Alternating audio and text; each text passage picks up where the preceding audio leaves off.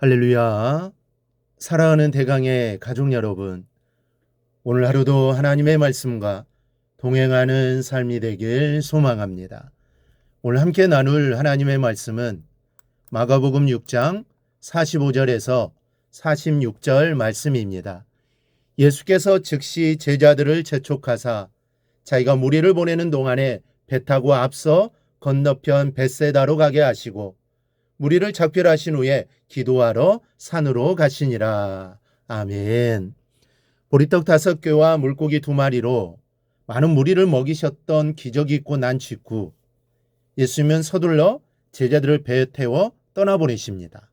그리고 친히 무리들을 해산시키시고 계십니다. 이 본문에서 우리는 급격하게 변하는 분위기를 감지할 수 있어야 합니다. 기적이 일어났던 잔치집 분위기에서 찬물을 끼얹는 듯한 묘한 분위기가 연출되고 있는 것입니다. 우리가 본문에서 눈여겨보아야 할 2개의 단어가 있습니다. 바로 즉시와 재촉하사라는 단어입니다. 이 2개의 단어는 예수님께서 얼마나 급하게 제자들을 떠나보내시고 적극적으로 군중들을 몰아세우셨는지를 짐작하게 해주십니다. 여러분, 예수님께서 언제 이토록 서두르신 적이 있으셨을까요? 예수님께서 서두르시거나 또 재촉하셨다는 기록을 성경의 다른 곳에서는 우리가 찾아볼 수가 없습니다. 심지어 배를 타고 가시다가 광풍을 만나 제자들이 다 죽게 되었다라고 매달릴 때까지 배의 고물에서 주무시던 분이 우리 주님이십니다.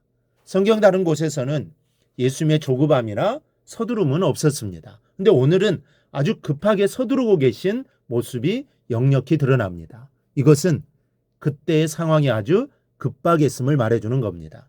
우리의 눈으로는 아무리 살펴봐도 군중들을 먹이신 후에 일어난 급박한 상황을 찾아볼 수가 없습니다.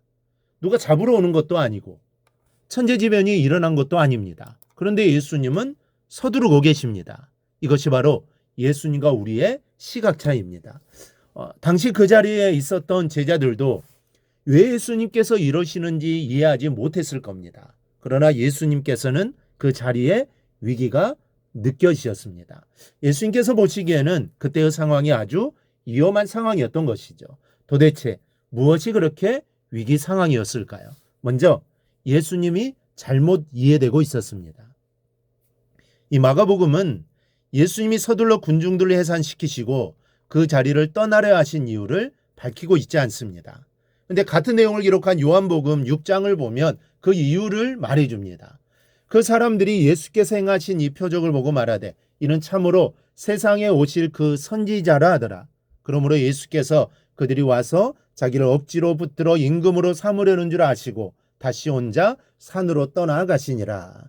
사람들이 예수님을 억지로 잡아서 임금을 삼으려 한 겁니다. 그런데 이것이 왜 그리 위험한 상황일까요?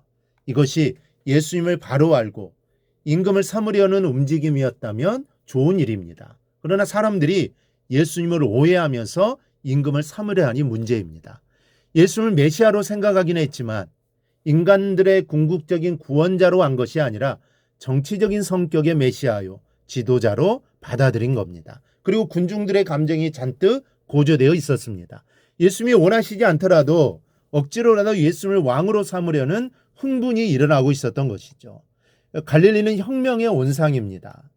만일 이런 움직임이 제지되지 않으면 이 흥분은 곧바로 반란으로 연결되고 결국에는 많은 사람들이 재난을 당할 수밖에 없는 파괴의 역사가 진행될 것이 뻔한 일이었습니다. 그렇게 되면 하나님께서 교회에 가신 십자가의 구원은 물 건너가게 되는 겁니다. 그래서 예수님은 이것이 그 무엇보다 위험한 상황이라고 판단하셨던 겁니다. 여러분, 이 세상에서 가장 위험한 일이 무엇일까요? 전쟁이나 죽음이나 천재지변이 아닙니다. 예수님을 잘못 이해될 때 그것이 가장 위험한 것입니다. 그렇게 되면 많은 사람의 영혼을 잃게 되는 치명적인 결과를 가져오게 됩니다. 그러므로 우리는 예수를 알 때 바로 잘 알아야 하는 겁니다. 내 입맛대로 예수를 해석하고 이해해서는 안 됩니다. 그리고 예수님을 잘못 이해하는 무리들과 영적인 싸움을 싸워야 합니다. 그들의 생각을 고쳐주어야 합니다. 예수님이 누구인지 진짜 예수에 대해 알려주어야 합니다. 그래야 그들에게도 구원이 임하게 됩니다. 또 하나 인간들의 칭찬은 위험한 자리입니다. 서로 칭찬해 주는 것은 좋은 일입니다. 그러나 그 자리에서 하나님의 뜻이 잊혀진다면 그 자리는 마귀의 잔치 자리가 되고 만다라는 것을 잊지 말아야 합니다. 이따금 성도들이 모여 일하는 자리에서 이런 분위기들을 느낄 때가 많습니다. 서로를 높여주고 서로 칭찬하느라고 정신이 없어서 예수님이 어디 계신지를 알 수가 없습니다. 그리고 뒤돌아서서는 서로 상처를 주고 또 상처를 받았다고 원망들을 합니다.